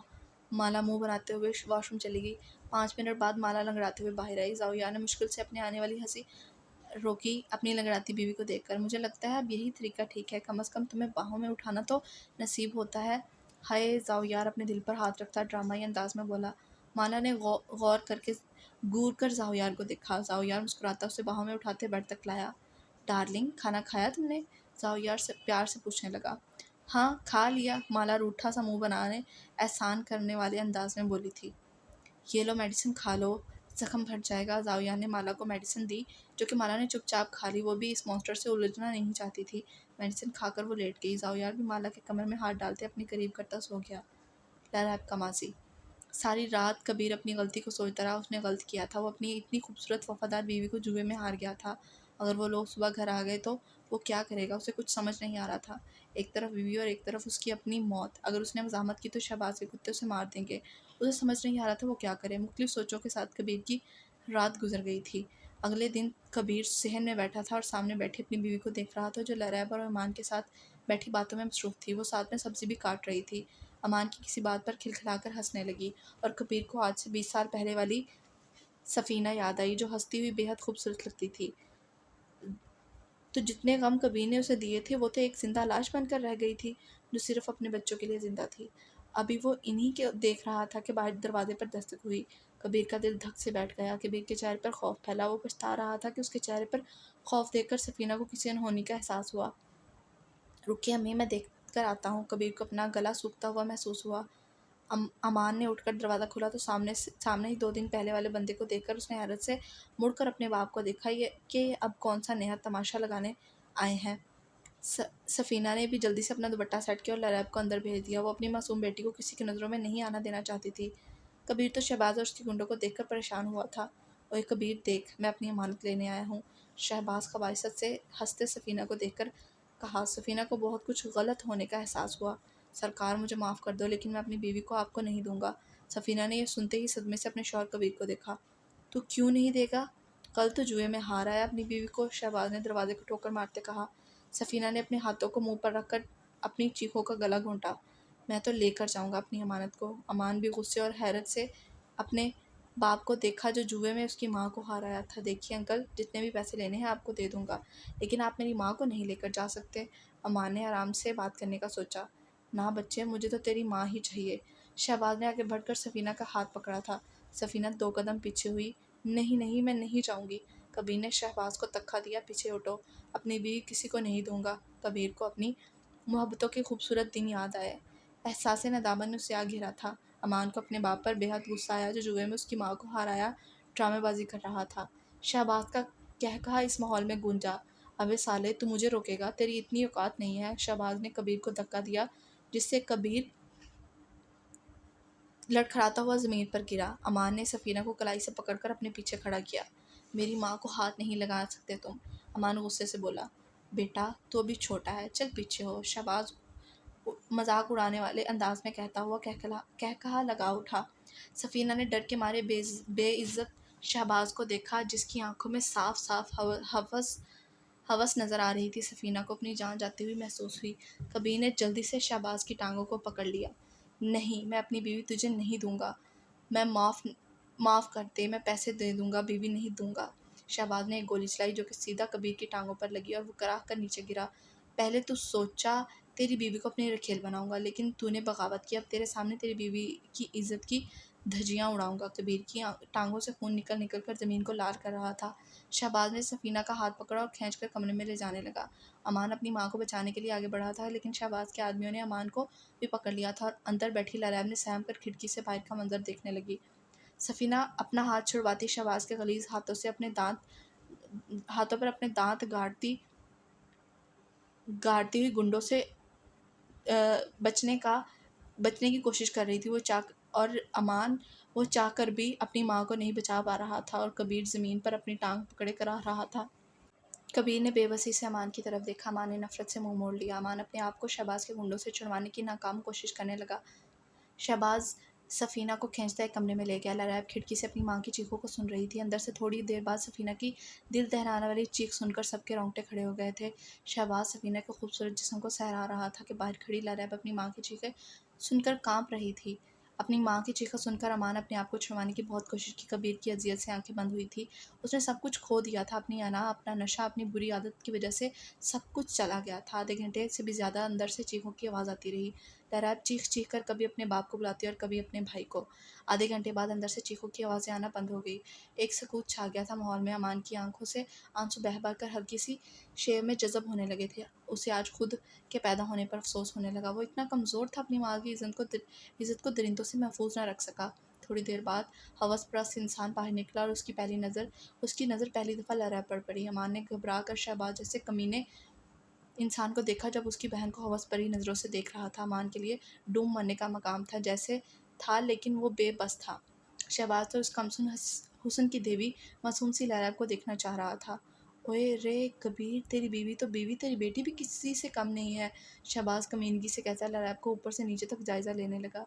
लैला ने खौफ से इस आदमी को देखा जो अंदर उसकी माँ के साथ बहुत कुछ गलत कर रहा था। उसकी माँ की चीखें निकल रही थी। लहरा को समझ नहीं आ रहा था कि क्या हुआ है उसकी माँ के साथ। उसने एक नज़र अंदर देखा जहाँ उसकी माँ शदीद खून में लथपथ बेहोश हो चुकी थी या मर चुकी थी। शहबाज ने लहरा को बाजू से पकड़ा। चल, आज से तो मेरी रानी होगी। मेरे दिल की रानी, तू कितनी प्यारी है। जब तू बड़ी हो जाएगी मैं तेरे से शादी करूँगा, फिर तेरी इस कमसुन हुस्न को खराज तहसीन पेश कराऊँगा। शहबाज अपने मुँह से गंदगी बक रहा था। छोड़ो मेरी बहन को, गाली के बच्चे, मैं तुम्हें जान से मार दूँगा। छोड़ो मेरी बहन को, अमान चीखते हुए बोला। छोड़े अंकल, डोंट टच मी। लरैब डरते हुए अपना हाथ शहबाज के हाथों से छुड़वाने लगी। भाई आ जाओ भाई, अंकल गंदा टच कर रहे हैं। लरैब चीख रही थी, अमान को पुकार रही थी। अमान ने बेबसी से लरैब को देखा, चेहरा गुस्से से सुर्ख हो रहा था। शाहबाज लरैब को खींचता कबीर तक लाया। तेरी बीवी तो बहुत खूबसूरत थी और तेरी बेटी को मैं लेकर जा रहा हूँ, लेकिन तूने मेरे साथ गद्दारी की है, इसकी सज़ा तुझे मिलेगी। शाहबाज ने अपनी गन निकाली और कई गोलियां कबीर के सीने में उतार दी थी। खून के छींटे लरैब के मुंह पर ईमान के ऊपर पड़े थे। लरैब के मुंह से एक ज़ोरदार चीख निकली, बाबा। लरैब अपने हाथ छुड़वाने की भरपूर कोशिश करते कबीर के पास जाने लगी। शहबाज ने एक ज़ोरदार थप्पड़ लरैब के मुंह पर मारा और औंधे मुंह वो ज़मीन पर गिर गई। शहबाज ने एक कहर भरी नज़र लरैब पर डाली, जो अब खौफज़दा होकर अपने भाई को देख रही थी। या अल्लाह, हिम्मत दे मुझे, मुझे इतनी हिम्मत दे मैं अपनी बहन की इज़्ज़त को दागदार होने से बचा सकूँ। अमान ने दिल में अल्लाह से दुआ मांगी थी। खौफ पूरे वजूद पर तारी हो चुका था। उसकी पूरी दुनिया उजड़ने को जा रही थी। चल बे छोकरी, तेरी माँ तो अंदर पड़ी मर गई है और अब तेरे बाप को भी मार दिया। अब तू चल मेरे साथ। इससे पहले कि शहबाज लरैब को लेकर जाता, अमान ने पूरी कुव्वत से शहबाज के गुंडों को धक्का देकर अपना हाथ छुड़वाकर शहबाज से पिस्टल खींचकर हिम्मत करते वहाँ खड़े शहबाज के हर आदमी के सीने पर उसके समझने से पहले ही गोलियां चलाई थी। इस अचानक अफताब पर शहबाज के कदम थमे थे। बाहर खड़े मोहल्लेदार मुंह पर हाथ रखे अंदर हो रही क़यामत को अफसोस के साथ देख रहे थे, लेकिन मदद करने कोई नहीं आ रहा था। खौफ खुदा ख़त्म हो गया था दिलों में लोगों के। हर किसी को सिर्फ अपनी जान प्यारी लग रही थी। घर के बाहर खड़ा हर मोहल्लेदार तमाशा देख रहा था। शहबाज के हाथ अब खाली थे और लरैब को छोड़कर अमान की तरफ बढ़ा। अमान हिम्मत करते एक और गोली चलाई, लेकिन पिस्टल खाली हो चुकी थी। अमान की नज़र सामने पड़ी छुरी पर पड़ी, जिससे थोड़ी देर पहले उसकी माँ सब्जी काट रही थी। अमान की नज़र सामने पड़ी छुरी पर पड़ी, जिसे थोड़ी देर पहले उसकी माँ सब्जी काट रही थी। अमान फ़ौरन पास पड़ी छुरी की तरफ लपका, साथ लरैब जो बाजू से थाम कर अपने पीछे खड़ा किया। दूर रहो गंदे इंसान, मेरी बहन से। अमान ने लरैब को अपने बाजुओं के हिसार में लिया और छुरी शहबाज के सामने की। अमान की बात सुनते खबीस शहबाज कहका लगा गया, तुम छोटे लड़के मुझे रोकोगे मेरी रानी को लेके जाने के लिए? शहबाज गुस्से से अमान की तरफ बढ़ा। लरैब का वजूद अमान के हिसार में कांपने लगा था। इससे पहले कि शहबाज आगे बढ़कर अमान पर वार करता, अमान ने हिम्मत करके चाकू से शहबाज के चेहरे पर वार किया। चाकू सीधा आंख के नीचे हिस्से को छेड़ता उसके होंठ तक आया था। शहबाज दर्द से चीखा, हरामजादे। शहबाज खुद को संभालता गुस्से से अमान को मारने के लिए आगे बढ़ा। गलीज चेहरे से खून निकल निकल कर ज़मीन पर गिर रहा था। मोहल्लेदार जो शहबाज के डर से अंदर नहीं आ रहे थे, अब उसे ज़ख्मी देखकर कुछ लोग अंदर आए और शहबाज को मारने लगे। लरैब की हालत ख़राब होने लगी। लरैब की हालत को मद्देनज़र रखते हुए अमान उसे कमरे में ले गया। कमरे में कदम रखते अपनी माँ की हालत देखते अमान की रूह कांप गई। दिल धाड़े मार मार कर रो रहा था। आंसू आंखों से बहने लगे। जिस माँ ने बचपन से लाड प्यार से पाल पोस कर बड़ा किया था, वो इस हालत में पड़ी बेड पर पड़ी थी, खून से निडाल। अब अमान अपनी नज़रें फेरता कमरे से बाहर जाता। मोहल्लेदारों में से एक खातून को ले आया। अपनी माँ के बारे में कुछ कहा, जिसे सुनते हुए खातून अमान के सर पर हाथ रखकर रोते हुए दुआ देने लगी। इससे पहले कि वहाँ पुलिस आती, आखिरी नज़र अपनी माँ और अपने बाप पर डालकर अमान अपनी बहन को मज़ीद रुसवा होने से बचाने के लिए उसे बाहों में भरता घर से बाहर निकलने भागा। शहबाज पास बढ़ी, अपने गुंडों की गन को हाथ में पकड़ता फायर करते अपने एक आँख को लेकर वहाँ से भागा। लरैब तो रास्ते में ही अमान की बाहों में बेहोश हो गई थी। अमान के कपड़े खून से लथपथ थे। मुसलसल 3 घंटों से भागते अमान नटाल होता रेलवे स्टेशन पहुँचा। पास पड़ी बेंच को लरैब को लिटाकर उसको अपनी सरगोद में रखकर चेहरे पर हाथ रखता रोने लगा। अपनी माँ को खो दिया था उसने, अपने बाप को भी, फ़कत पाप के निश्चयी होने पर। काम का वक्त होने वाला था। आहिस्ता आहिस्ता अंधेरा छाने वाला था, जब एक आदमी जो नशे में धुत था अमान को अपने करीब आते दिखाई देने लगे। इससे पहले वो अमान के करीब पहुंचे, पास पड़ा पत्थर उठाकर अमान ने इस आदमी के चेहरे पर मारा। वो आदमी कराह कर नीचे गिरा। अमान मौके का फ़ायदा उठाते लरैब को अंधेरी रात में लेकर फिर से भागने लगा। अमान की टांगों में दर्द होने लगा। बच्ची थी वो। लरैब इतनी भी बच्ची नहीं थी कि अमान उसे मज़ीद 3 से 4 घंटे गोद में उठाए भागता। अमान का सर बुरी तरह चकराया। इससे पहले कि वो नीचे ज़मीन पर गिरता, उसके करीब एक आदमी आया, जिसकी सिर्फ सब्ज़ आंखें ही नज़र आ रही थी। उसका चेहरा हुडी से ढका हुआ था। अमान ने घबरा कर उसे देखा। उसे लगा ये भी उसकी बहन को छीन लेगा। उसने मज़ीद लरैब को अपने सीने से लगाया, अपने चकराते सर को थामा। कौन हो तुम और किसे लेकर भाग रहे हो? मॉन्स्टर अब इस जवान आदमी को एक लड़की को रात के इस पहर गोद में लिए भागते देख गंभीर आवाज़ में बोला। मॉन्स्टर की भारी आवाज़ अंधेरी रात में सुनते अमान मज़ीद खौफज़दा हुआ। दूर रहो मेरी बहन से, अमान चीखता था। इसने लरैब को किसी कीमती चीज़ की तरह अपने सीने से छुपाया। मॉन्स्टर समझ गया था कुछ मामला। उसने आगे बढ़कर अमान को मखसूस नस दबाई। पीछे खड़ी इवल जो कब से ये नज़ारा देख रही थी, उसने अमान की गोद में पड़ी मासूम सी लरैब को अपनी बाहों में थामा। मॉन्स्टर ने अमान को घसीटने के अंदाज में गाड़ी में उठाया और कुछ ही पल में गाड़ी मॉन्स्टर इवर रात के अंधेरे में गायब हो चुके थे। सूरज की किरणें चेहरे पर पड़ते ही अमान ने नींद से बेदार होते ही आंखें खोली थी। कल के दिन का सारा मंजर आंखों के सामने चलता अमान झटके से बेड से उठा। खुद को एक अनजान कमरे में पाते अपनी नज़रें आसपास दौड़ाते अमान लरैब को तलाश करने लगा, लेकिन वहाँ लरैब नहीं थी। उसे कुछ गलत महसूस हुआ था। अपने इर्द गिर्द अपनी बहन को ना पाकर अमान बेड से उठा और उसे ढूंढने लगा। लरैब कहाँ है तुम? अमान चीखता हुआ बोला। लरैब को तलाश करने की खातिर अमान कमरे से बाहर निकला। कमरे से निकलते इतने बड़े महल को देखकर तो एक दफ़ा वो चकरा ही गया था। वो कहाँ था कल रात? वो आदमी कौन था? कहाँ से आए थे वो लोग? उसकी बहन कहाँ थी? वो कहाँ था? कहाँ थी उसकी माँ? अमान को कुछ भी समझ नहीं आ रहा था। अमान अभी यही सोच रहा था कि पीछे किसी की भारी आवाज़ सुनाई दी। अपनी बहन को ढूंढ रहे हो? अमान ने मुड़कर अपने पीछे देखा, जहाँ रात वाला आदमी खड़ा था, जिसकी सिर्फ सबज आंखें नजर आ रही थी। मेरी बहन कहाँ है? मेरी बहन को कहाँ ले गए हो तुम? क्या किया तुमने मेरी बहन के साथ, कमीने इंसान? इससे पहले कि अमान गुस्से से मॉन्स्टर की जानिब लपकता, मॉन्स्टर की भारी आवाज़ सुनते अमान के कदम थमे। चुप करो लड़के, तुम्हारी बहन महफूज हाथों में है, अंदर मेरी बहन के साथ। लेकिन तुम्हारी बहन के दिमाग की हालत ठीक नहीं लग रही। क्या मतलब? दिमागी हालत मेरी बहन ठीक नहीं है? मुझे देखना है उसे। अमान मॉन्स्टर को धक्का देते सामने बने महलनुमा कमरे की जानिब बढ़ा। गंदे अंकल, छोड़ो मुझे, छोड़ो, वो बेड टच कर रहा है मम्मा। भाई, लरैब होश में आते कब से चीख रही थी और इवल इसे संभालने की कोशिश कर रही थी। अमान लड़खड़ाते अपने आंखों में आंसू लिए अपनी बहन तक गया था। हालत क्या हो गई थी उसकी बहन की? उसकी बहन की मॉन्स्टर के इशारे पर इवल ने लरैब को सुकून का इंजेक्शन लगाया था, ताकि तड़पती लरैब को सुकून मिले। वो एक दफ़ा फिर से बेहोश हो चुकी थी। मॉन्स्टर ने अमान के कंधे पर हाथ रखा था। मेरी बहन। अपने माँ बाप, बहन बाप के गम में अमान नीचे ज़मीन पर बैठा सदमे से फूट फूट कर रोने लगा और मॉन्स्टर ने भी उसे रोने दिया। अमान रो रो कर अपने दिल का गुबार निकाल रहा था। जब अमान के आंसू थमे तो अमान ने मॉन्स्टर की तरफ देखा। मॉन्स्टर ने अमान से लरैब की हालत के बारे में पूछा। फिर अमान बताता चला गया, जिसे सुनते मॉन्स्टर इवल की आंखों में खून उतरा था। लेकिन किसी का भी किंग के निशान की तरफ ध्यान नहीं गया था। मॉन्स्टर और इवल तो किंग को जानते थे। अब उनकी टीम में बहुत जल्द अमान भी शामिल होने वाला था। मॉन्स्टर ने अमान को बताया कि वो लोग क्या काम करते हैं। अमान भी अपनी माँ का बदला लेने के लिए उनके काम में शामिल हो चुका था और अब लरैब को होश आया। उसे बच्चों जैसी हरकतें करते देख अमान को एक और धचका लगा था। बहुत सारे डॉक्टर्स को चेकअप करवा चुके थे। सब ने यही बताया था कि किसी सदमे की वजह से उसकी ये हालत हो गई है, जिसकी वजह से लरैब बच्चों जैसी हरकतें करने लगी है और अपने आप को बच्ची समझने लगी है। लेकिन उसका प्रॉपर इलाज करवाया जाए तो बहुत जल्द ठीक हो सकती है। अब वो 5 साल बाद भी वहीं की वहीं थी। कहानी तो ख़त्म हो चुकी थी, एक नई कहानी शुरू होने को थी। माजी ख़त्म हो चुका था।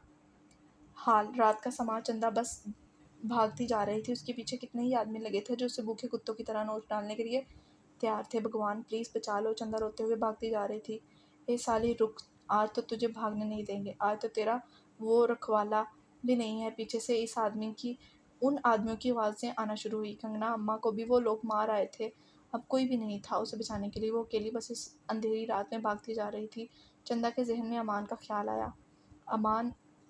चंदा ने दिल से अमान को पुकारा। उसके मुंह से अमान का नाम निकला। भागते भागते चंदा उन आदमियों के आगे किसी सुनसान खंडरनुमा जगहों पर आ पहुंची।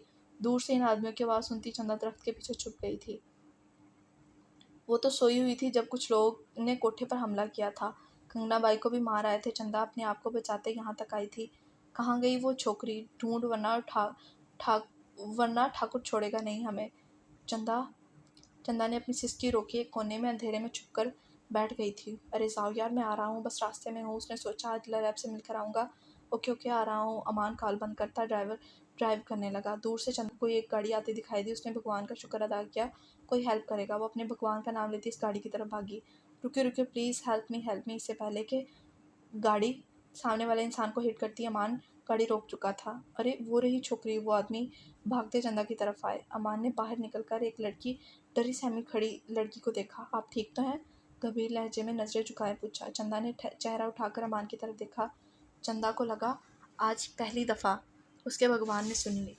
अमान चंदा के लब मुस्कुराहट से ढले। अपना नाम सुनते अमान ने अपनी नज़रें उठाई। अमान तो सातवें आसमान पर गिरने को था अपनी मोहब्बत को इस हालत में देखकर। चंदा आप यहाँ? अमान ने हैरत से चंदा से पूछा। अमान चंदा दूसरी तरफ इशारा करते बोली। अमान ने चंदा के हाथों के इशारे की तरफ देखा जहाँ 8 से 9 लोग हाथ में गन लिए खड़े थे। ओए छोकरे, लड़की को छोड़ दे, ये हमारे ठाकुर का माल है, तू चल निकल यहाँ से। इनमें से एक आदमी ने अमान को देखते कहा। अरे बकवास बंद करो, मेरी चंदा के बारे में ऐसा वैसा कुछ कहा तो जुबान गद्दी से खींच लूँगा। अमान धाड़ा। चंदा अमान की शर्ट को मुट्ठियों में जकड़े उसके पीछे छुप गई। इससे पहले कि अमान चंदा की हिफाजत करता वहाँ गोलियाँ चली थी और सीधा अमान के सीने पर लगी थी। कई खून के छींटे चंदा के चेहरे पर पड़े थे। अमान ने अपनी सफ़ेद शर्ट सुर्ख होती देखी और एक नज़र अपने पीछे खड़ी चंदा को देखा, जो हैरत की मूर्ति बनी बेयकीनी से अमान को देख रही थी। चंदा अमान घुटनों के बल नीचे गिरा था। चंदा के चेहरे पर उसके इश्क के खून के छींटे थे। अमान, चंदा ने धीरे से पुकारा और अब कोई डर नहीं था। वो लोग उसे पकड़ेंगे या और करेंगे, उसे ख्याल ही नहीं था। उसे ख्याल था तो बस अमान का, जो उससे दूर जा रहा था। चंदा प्यार नहीं करती ना? मेरे प्यार पर यकीन नहीं किया ना? आपने कहा था मैं मर जाऊं और देखिए मैं मर रहा हूं। अपने पैंट में रखी राइफल को निकालते हुए अमान ने चंदा के करीब आते ही इन आदमियों पर गोली चलाई थी। राइफल में सिर्फ 4 गोलियां थी, जिससे 4 आदमी मारे जा चुके थे। अमान, मुझे तुमसे मोहब्बत है, मैं चीख चीख कर इकरार करती हूँ। अमान मलिक, मैं एक तो वाइफ, लोगों को दिल बहलाने वाली तुमसे मोहब्बत करती हूँ, मुझे छोड़कर मत जाओ। आंखें बंद मत करो, मैं मर जाऊंगी तुम्हारे बगैर। चंदा चीखते हुए अमान के वजूद को झंझोड़ते उसे उठाने लगी।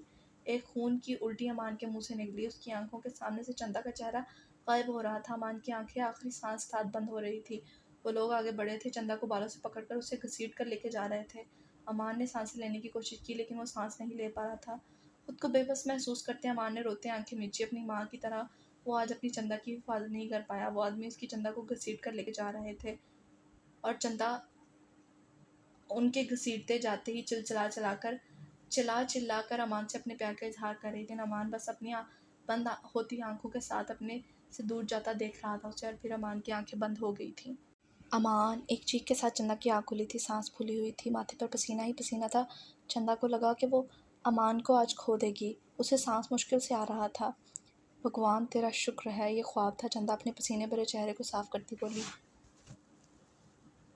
पास पड़े जग को उठाए चंदा एक ही चुस्त में सारा पानी पी गई। अब उसका ध्यान अमान की तरफ ही था। अब उसे नींद कहाँ आनी थी? उसकी सोचा का महवर अब अमान था और अमान ने ही रहना था। सुबह की फ़्लाइट से ऐन और कायान घर वापस आ चुके थे। नायला तो दोनों बच्चों को देखते खुश हो रही थी। मेरा बच्चा कहाँ कहाँ घुमा है, मज़ा आया? नायला ऐन का माथा चूमते हुए बोली। खाला, मैं वहाँ बहुत सारा घूमी। आने मुझे पूरा इटली घुमाया। हमने शॉपिंग भी इतनी ज़्यादा की है। देखिए आपके लिए शॉल लेकर आई हूँ। मैंने एक खूबसूरत शॉल अपनी खाला को दिखाती हुई बोली। बहुत प्यारी है मेरे बच्चों। चलो तुम लोग थक गए होगे, जाकर रेस्ट करो। जी अम्मी, मैं तो थक गया हूँ। खालाजान, मैं भी थक गई हूँ सफ़र करते हुए। वो दोनों मुस्कुराते हुए अपने कमरों में चले गए। अब ऐन को किंग से कुछ पुराना हिसाब भी चुकता करना था। इससे पहले अमानला रैब माला जावियार से मिलना था, फिर आगे का प्लान तैयार करना था। 1 घंटे बाद थोड़ा रेस्ट करके ऐन कायान से इजाज़त लेती जावियार लोगों से मिलने चली गई। माला फ्रेश होकर निकली। उसके पाँव का दर्द अब काफ़ी हद तक कम हो गया था, लेकिन अभी भी वो मुश्किल से चलती थी। लेकिन वो फ्रेश हुए बगैर नहीं रह सकती थी। जब वो फ्रेश होने गई तो जावियार कमरे में मौजूद नहीं था, लेकिन अभी माला को कमरे में किसी की मौजूदगी का एहसास हुआ था। वो एकदम पलटी। अपने पीछे जावियार को देखकर 2 कदम पीछे हुई। वो जावियार को कल वाली बेबाक हरकतें नहीं भूली थी। जावियार ने गहरी नज़रों से माला का भीगा भीगा वजूद देखा। सफ़ेद कमीज़ गीली होकर मज़ीद जिस्म के साथ चिपकी थी। घने सुनहरी बाल कमर से आबशार की तरह बिखरे हुए पानी को कुछ बूंदें माला की गर्दन पर गिर रही थी। अपने ऊपर जावियार की नज़रें महसूस करके वो फ़ौरन से अपने आगे तौलिया कर गई। शर्म से उसका चेहरा लाल हुआ था। सफ़ेद कमीज़ में उसकी सारी रानाइयाँ साफ नज़र आ रही थी। क्या फ़ायदा मेरी जान ये सब छुपाने का, जबकि ये सब मेरा ही तो है, वो बेबाकी से कहता मज़ीद माला को शर्म से सर झुकाने पर मजबूर कर गया था। जावियार आगे बढ़ता माला के हाथों से तौलिया खींचकर बेड पर उछाल गया। वो खफ़क़त से सुर्ख़ हुई थी। छोड़ो ज़ाबी, माला मुँह बनाती इधर-उधर देखने लगी। बहुत नखरे दिखाने लगी हो जानेमन, तुम्हारा इलाज करना पड़ेगा। लगता है तुम चाहती हो कि मैं तुम्हारे करीब आऊँ, इसलिए तुम बहाने ढूँढती हो मुझे मज़ीद अपने करीब आने के लिए। ज़ावियार माला की कमर के गिर्द अपना हसार बनाता हुआ उसे तंग करने लगा। मैं मर जाऊँगी, लेकिन तुम्हारे करीब आने के लिए कभी बहाने ना ढूँढूँगी। समझे तुम? देखना बहुत जल्द तुम्हें छोड़कर अपने बाबा के पास चली जाऊँगी। तुम भाग कर तो दिखाओ, ज़मीन को खोद कर इस ब्लैक महल में ज़िंदा गाड़ दूँगा, लेकिन खुद से दूर नहीं जाने दूँगा। डार्लिंग, तुम क्या समझती हो? देखा, अब तुमने मेरा मॉन्स्टर रूप नहीं देखा, और जिस दिन देखा, दुआ करो देखो भी ना। जिस दिन देखोगी ना उस दिन रूह काम जाएगी तुम्हारी। ये जाओ यार भारी लहजे में बोला। माला सुर्ख लहजा लिए, सुर्ख चेहरा लिए अपना गुस्सा जब्त करते अपना चेहरा मोड़ गई। मेरी आंखों में देखो भालू। जाओ यार माला की गर्दन पर झुकता पानी की बूंदों को अपने लबों से चुनते माला की धड़कनें रोक गया। डार्लिंग सांस लो, वरना अपने तरीके से सांस रोक लूँगा, जो तुम्हें पसंद भी नहीं आएगा। अभी तुम मेरा ज़ब्त आजमा रही हो अपनी फजूल से जिद करके। सावी, क्या तुम ये गलत काम छोड़ नहीं सकते? माला जाओ यार का रवैया बेहतर देखते हुए आखिरी कोशिश करने लगी। लोगों का कत्ल करके तुम अल्लाह पाक को ना खुश करते हो, ये गलत काम है। माला मासूमियत से कहने लगी। मौलाना साहिबा, तो मुझे दर्श देने लगी हैं आप? वाह, मेरा भालू तो बहुत कुछ सीख गया है। लेकिन वो क्या है ना, मैं ये काम कभी नहीं छोड़ूंगा, क्योंकि मैं जो करता हूँ वो गलत नहीं है मेरी नज़र में। तो फिर मैं भी एक कातिल का साथ कबूल नहीं कर सकती। मौल मौला जाओ यार को धक्का देते हुए बोली। माला जाओ यार को धक्का देते हुए बोली। आह मेरी जान, तुम्हारे पास कोई ऑप्शन भी नहीं है मेरे पास रहने के सिवा। जाओ यार माला को बेबसी से मुस्कुराते हुए बोला। देखता हूँ मैं फिर से भागोगी तुम्हारे इस ब्लैक महल से। मैं तुम लोगों के दिलों की तरह ही ब्लैक महल नाम है इस महल का। मैं भाग जाऊंगी इससे, मैं तुम्हें बता रही हूँ। हिम्मत करती हुई वो बोली। कोशिश भी मत करना भालू। साहु यार दोबारा से उसे खींच कर अपने साथ लगाते हुए बोला। वरना एक लम्हे में तुम्हारी सांसें छीन लूँगा। अगर तुम्हें मेरे पास नहीं तो किसी और के पास भी नहीं होगी। और तुम्हारे बाप को तो जब तक अपने हाथों से मार नहीं दूंगा मुझे सुकून नहीं आएगा। साहु यार माला की गर्दन में मुंह देता हुआ बोला। माला ने बेयकीनी से जाओ यार को देखा। तुम सिर्फ मुझसे मोहब्बत का दावा करते हो, तुम्हारे लिए लोगों का कत्ल करना ज़रूरी है? माला अपनी आंखों में आने वाले आंसू को पीती हुई बोली। तुम बहुत ज़रूरी हो मेरे लिए, बहुत ज़रूरी, इतनी ज़रूरी जैसे अपनी एक माँ के लिए अपनी औलाद ज़रूरी होती है। तुम मेरा इश्क हो, मेरा सब कुछ हो, लेकिन ये काम मेरा जुनून है। वो जो मेरे जुनून के बीच आता है ना, उसे मैं दुनिया से ही ख़त्म कर देता हूँ। जाओ यार माला की गर्दन पर अपना हाथ फेरते हुए उसे वार्न करने लगा। तुम सिर्फ मुझे डरा रहे हो ना, वो थूक निकलते हुए बोली। नहीं, मैं तुम्हें किसी दिन करके भी दिखाऊंगा।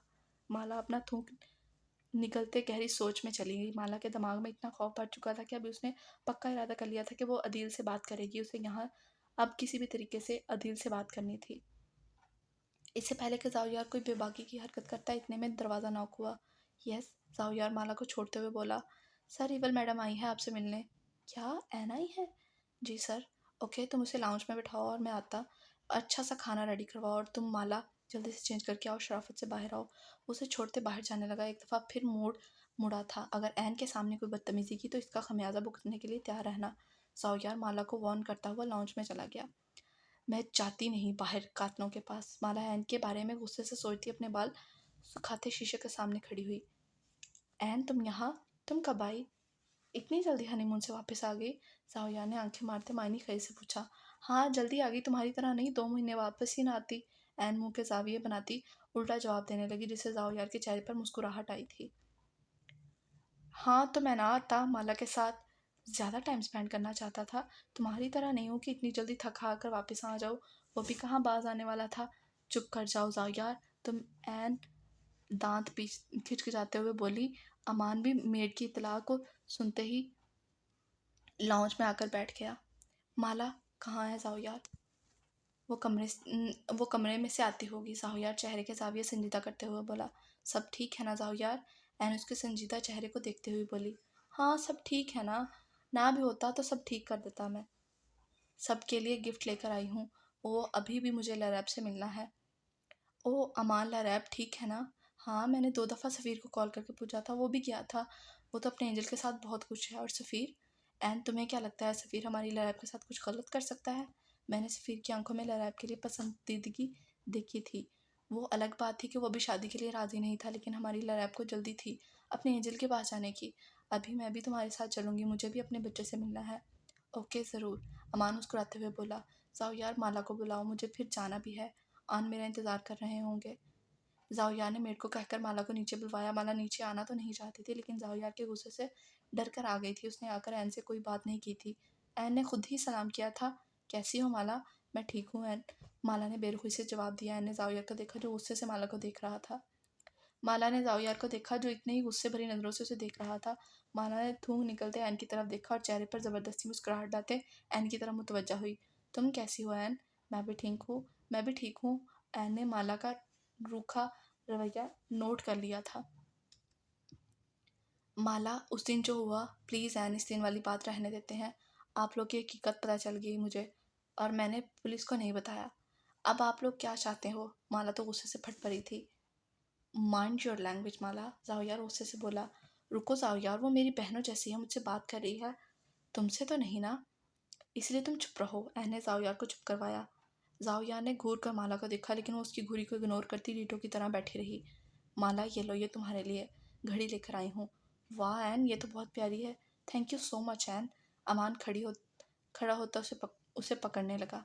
ज़ाओयार तो खामखा नज़रों से माला को देख खूनख्वार नज़रों से माला को देख रहा था। माला, ये तुम्हारे लिए लॉकेट लेकर आई हूँ। एन ने बहुत ही खूबसूरत लॉकेट निकाल कर माला के आगे किया, जिस पर जेड और एम लिखा था। मैं नहीं लूँगी ये लॉकेट, वो भी जो आप लेकर आई हो। मैं मैं उन हाथों से कोई चीज़ नहीं ले सकती जो हाथ लोगों के खून से रंगे हों। माला गुस्से से उठते कमरे में चली गई। ज़ाओयार ने लंबीज कर माला की कमर को देखा। ये हर वक्त अब ऐसे ही गुस्सा दिलाती रहती है मुझे। एन ने ज़ाओयार को देखा, जो गुस्से से माला की कमर को घूर रहा था। कोई बात नहीं ज़ाओयार, आहिस्ता आहिस्ता वो समझ आएगी। ये लो तुम लॉकेट लो और इसे पहना देना। ज़ाओयार एन के हाथों से लॉकेट लेकर वहाँ ही सोफे पर से रखकर चला गया। खासतौर पर माला के लिए बनवाया गया था, जो कि उसके लिए बहुत काम आने वाला था।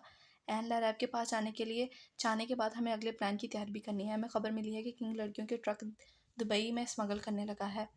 हाँ, एन ने एक खनकार भरा, और उससे मेरे आन पर हमला करवा कर अच्छा नहीं किया, तो इस बात की सज़ा तो उसे ज़रूर मिलेगी। वो मॉन्स्टर भी साथ मिला हुआ है। ज़ाओयार, इस मॉन्स्टर ने हमारे बहुत पुराने हिसाब भी चुकता करने हैं। अगर वो अब हमारे टॉर्चर रूम की जीनत बन जाए तो कोई बुराई तो नहीं है ना?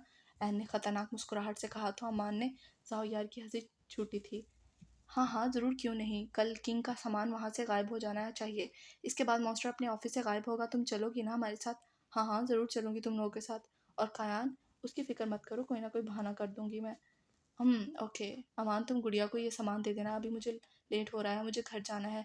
आन मेरा इंतज़ार कर रहे होंगे। ओके ठीक है, मैं दे दूँगा। तुम्हारी एन आपी ने दिए हैं, वो बहुत खुश हो जाएगी। वो मेरी तरफ से उसे प्यार भी करना। ओके, मैं चलती हूँ। एन अपना बैग उठाती अपने घर के लिए निकल चुकी थी। अमान भी लॉन्च में से लरैब का सामान उठाते लरैब से मिलने जा चुका था, और अब माला की खैर नहीं थी। ज़ाओयार सोफे से लाकर उठाता उससे भरे तासुरात चेहरे पर सजाए कमरे की तरफ गया। माला नीचे ये सब करतूत कर आई थी। उसे अब अपनी गलती की शिद्दत से एहसास हो रहा था कि अब ज़ाओयार से क्या बोलेगा। दरवाजे की खुलने की आवाज़ पर माला खौफ से पर्दे के पीछे छुप गई थी। ज़ाओयार कमरे में नजरें दौड़ाता माला को ढूंढ रहा था। माला ने डरकर अपना मुंह पर हाथ रखा कि कहीं सांस की आवाज़ से भी ज़ाओयार को महसूस ना हो जाए। ज़ाओयार ने खिड़की के बड़े से पर्दे के पीछे से माला के पाँव को देखा तो एक नामहसूस अंदाज से ज़ाओयार के चेहरे पर मुस्कुराहट आई। उसका माला का बच्चों जैसी हरकतें देखकर उसको गुस्सा पल भर में उड़न छू हो गया था। वो आहिस्ता से चलता खिड़की के पास गया और एक झटके से पर्दा पीछे करके माला की कमरे में हाथ डालकर उसे अपने तरफ खींचा। माला, जो आंखें बंद किए मुंह पर हाथ रखकर सांस रोके खड़ी थी, ज़ाओयार के अमल से उसकी चीख निकली थी। मेरा भालू इस पर्दे के पीछे छुपकर मुझसे बच रहा था। जाने मन, तुम पाताल में भी छुप जाओ, तुम्हारा जावी तुम्हें ढूंढ निकालेगा। और ये एक पर्दा था जिसके पीछे तुम्हें ढूंढ निकालना मेरे लिए कोई मुश्किल काम नहीं था। माला ने ज़ाओयार के चेहरे की तरफ देखा। उसे ज़ाओयार के चेहरे पर ढूंढने पर भी गुस्से के रमक नजर नहीं आए थे। माला थोड़ी रिलैक्स हुई थी। क्या तुम हर वक्त मुझे अपने साथ लगाए रहना चाहते हो? हाँ, मेरी बीवी हो, मैं जहाँ मर्जी हाथ लगा सकता हूँ। उसके पूरे जिस्म का एक्सरा करते हुए मायने खीजे से बोला।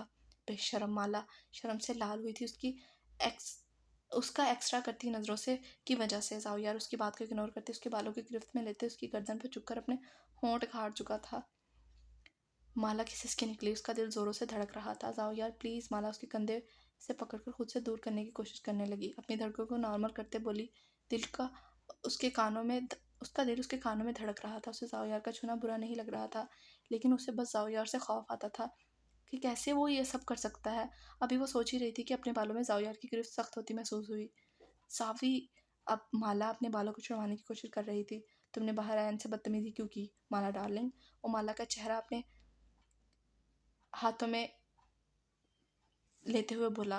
वो जो थोड़ी देर पहले नॉर्मल थी, अचानक से माला का रवैया याद करते उसे गुस्सा आया था। सॉरी सावी। माला की आंखों में से निकलता पानी ज़ाओयार के हाथों पर गिरा था। जावी ने नरमी से उसके आंसू देखते उसके बाल छोड़कर लॉकेट निकालकर उसकी गर्दन में डाला था। माला ने इस दफ़ा कुछ भी नहीं कहा। मैं तुम्हें छोड़ रहा हूँ डार्लिंग, क्योंकि तुम खुद से मज़ीद खौफज़दा नहीं करवाना चाहता, इसलिए, वरना जो तुमने आज हरकत की है ना, वो माफ़ी के लायक तो बिल्कुल भी नहीं। और डार्लिंग, ये लॉकेट जिस दिन तुम्हारी गर्दन से जुदा हुआ तो समझ देना, उस दिन तुम्हारी गर्दन तुम्हारे तन से जुदा होगी। और लॉकेट के ऊपर गर्दन पर गोलाई पर उंगली फेरते माला की रीढ़ की हड्डी में सनसनाहट दौड़ा गया था। अमान लहरैब के घर पहुंच चुका था। इरम ने बहुत अच्छे से अमान का इस्तकबाल किया था। बात कर रहा था। अमान ने लहरैब को बुला खिलौने उसे दिए थे, जिसे देखती लहरैब ने बेहद खुश हुई थी। एन ने लहरैब के लिए पेंटिंग पैड्स लेकर भेजा था, क्योंकि लहरैब को पेंटिंग करने का बहुत शौक था। उसने एन से फरमाइश की थी और एन ने खरीद कर लहरैब को भेज दिया था, जिस पर लहरैब अपनी मर्जी से पेंटिंग कर सकती